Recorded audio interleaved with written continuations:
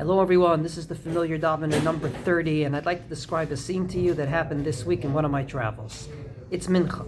The Chazzan got to the words, Hatov Shimcha U'Lechana Elo Hodot. That's the second to last bracha, right before the end of the Chazarat Hashatz, the Chazzan's repetition. At that moment, he started to say, Eloheinu ve'Elohei Avotenu, Baruchenu, Barbracha HaMeshuleshet. That's the piyut we put in when there's supposed to be duchening, and there isn't. Since there's never duchening at Mincha, unless it's a fast day after Plaga Mincha, it's printed in the sidders, but usually you don't say it. The Chazzan didn't know that, he said it, and as you can well imagine, there's excitement in the shul. Everyone started to scream and yell, hey, who? It's Mincha. No, don't say it. At that moment, the rabbi screamed out, just continue Shalom Rav. At which the Chazzan, because of all the noise, said, who, what, where, why? That was the scene.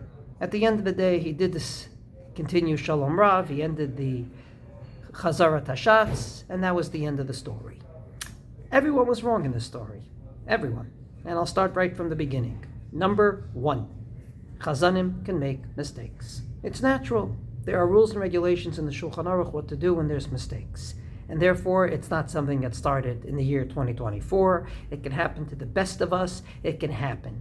In the Israeli army, when I was a soldier, there was something called a baltam, a bilti metuchnan. Namely, they teach you not just to shoot the gun when everything works, but when your gun doesn't work, they teach you what to look for in order to fix it and to let it shoot again.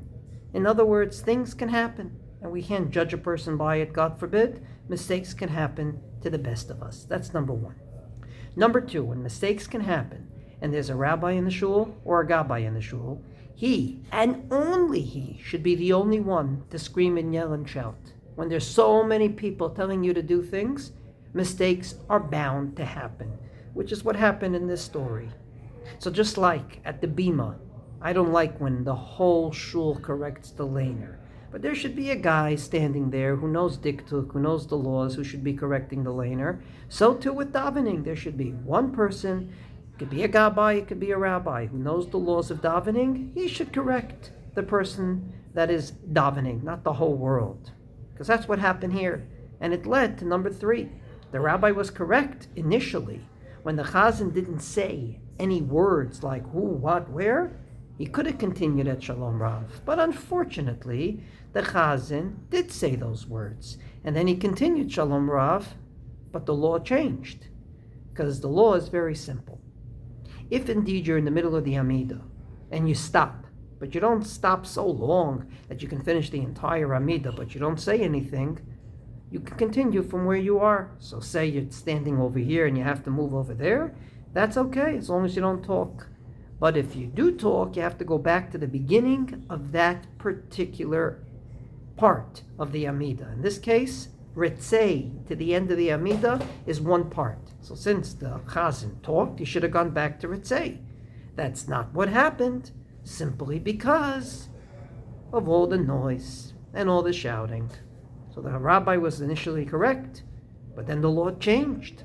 And because of all the shouting and everything, the law, unfortunately, was not kept. So I think we can learn from this story 3 things. Number 1, don't judge a Chazzan, chas v'shalom. Mistakes can happen to the best of us. Number 2, there should be one person, not the whole shul, screaming and yelling and shouting. And number 3, if you don't talk, you usually can continue from the beginning of that bracha. But if you talk, you have to go back to the beginning of that part of the Amidah. First 3 brachot are considered one part, last 3 brachot are considered a whole part. The middle brachot, you could go back to the beginning of that bracha.